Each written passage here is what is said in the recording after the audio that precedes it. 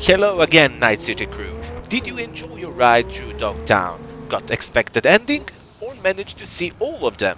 Stay with me and see for yourself if you missed something, or if I did, please be so kind and tell me in the comment section below.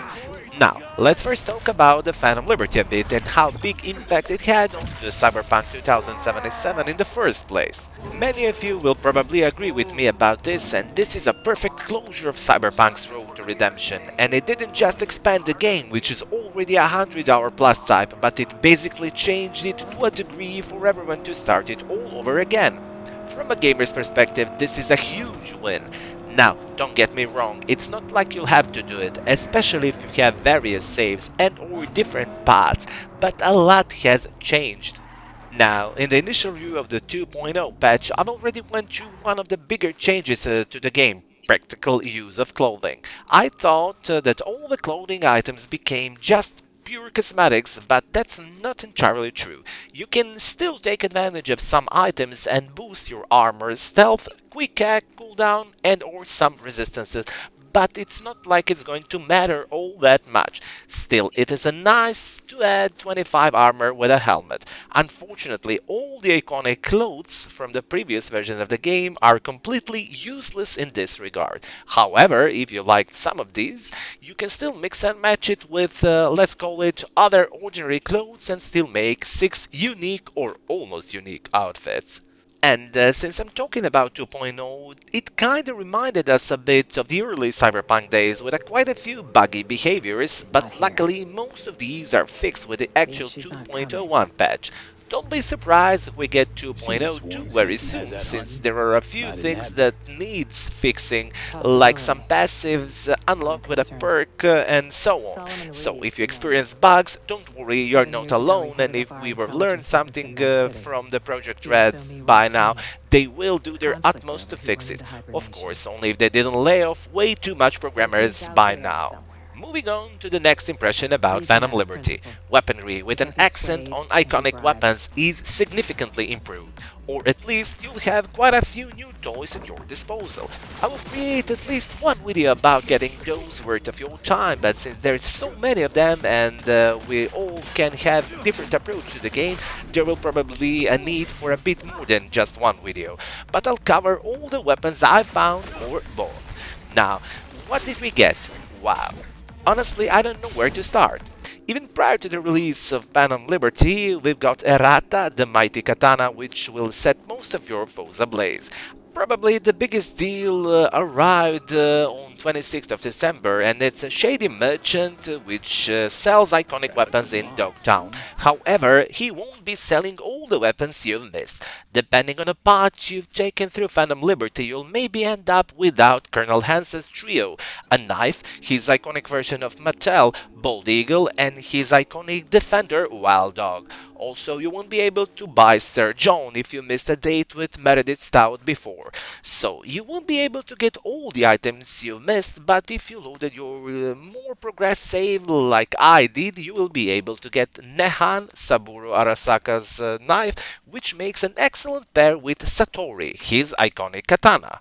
But we didn't even scratch new iconic loadout, which will be at your disposal. And believe me, everyone will find a new toy for himself.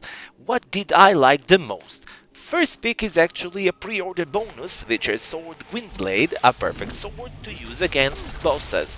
Voldakon is a sick weapon really, a red version of a Katomatic, which also sets opponents on fire. Since I use Sandevistan build, it's kinda logical I was able to play with melee weapons more. You will also be able to get plenty of new pistols and revolvers, and His Majesty and Pariah maybe are my favorites. It depends whether you prefer its stealth approach, smart pistols, or good old power pistols or revolvers. So many new rifles as well, and taking preferred weapon here was easier to be honest. Carmen is just looking so great, and I'm even thinking of playing without Sandevistan in order to use this rifle more often. Hercules is another weapon to look after if you like smart weapon in the first place. It is remarkable and it will change Skippy as your favorite smart weapon, trust me on this one.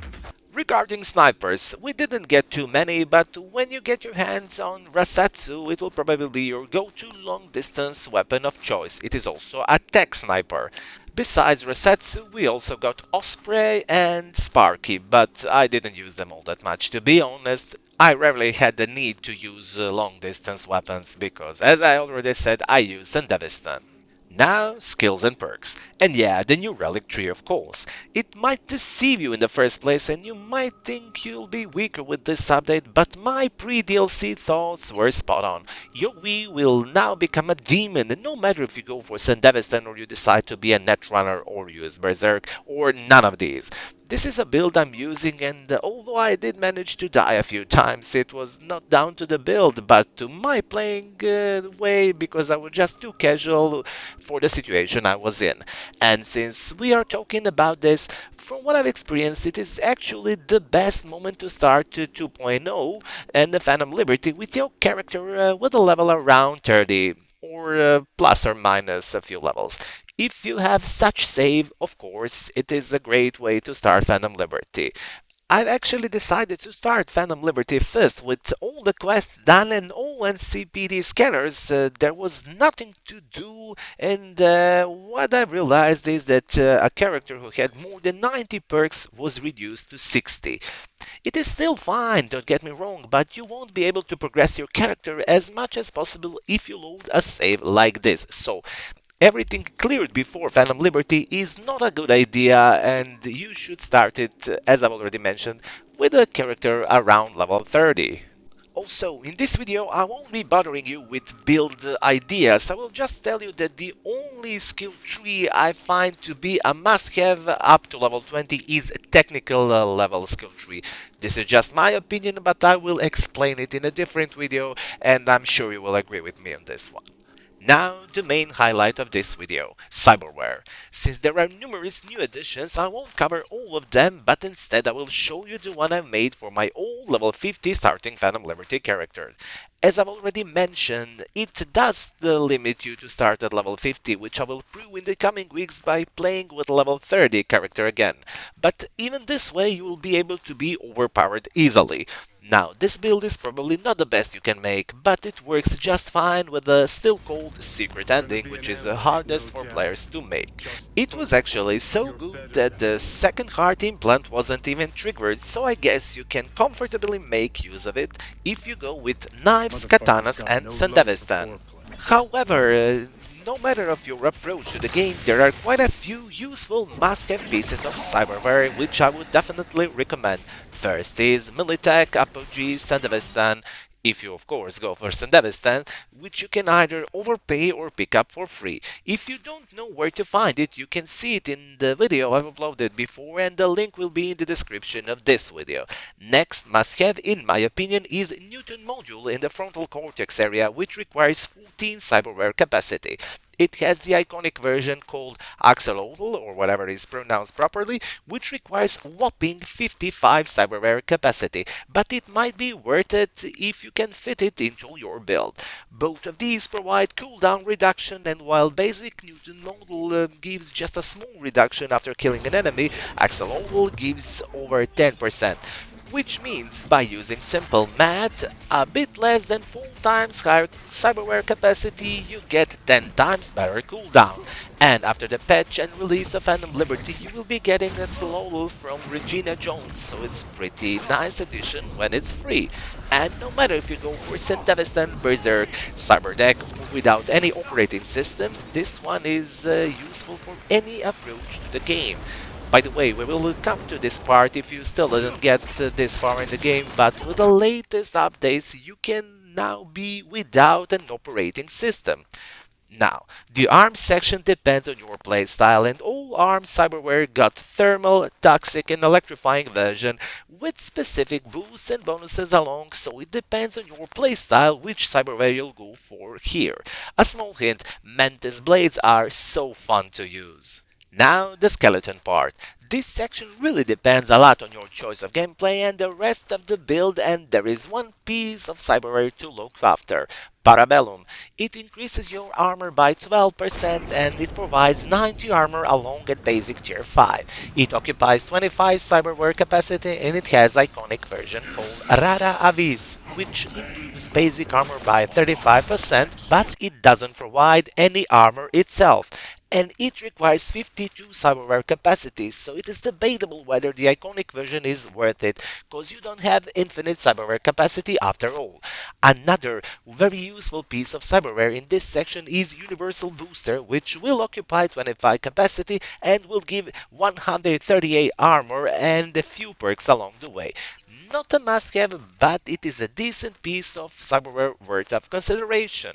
Nervous system also got quite a few interesting items, but again, your choice depends on your approach. Since I've got Neofiber with my older character from Regina Jones, it costs 0 cyberware capacity, so it was a must equip for me. But again, you will maybe want to put something else if it costs you its regular capacity of 14.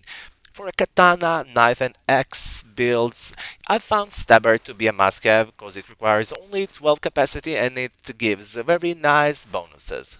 Integumentary system provides armor and primarily boosts your survivability, but most of the items here require quite a lot of cyberware capacity, so you should calculate carefully how much capacity you want to give to this section. One piece of cyberware I really like here is cellular adapter, but you need to unlock it by investing in technical ability first, and it scales with your technical level. But again, I can't think of a reason not to go up to 20 in technical ability, no matter which way you play.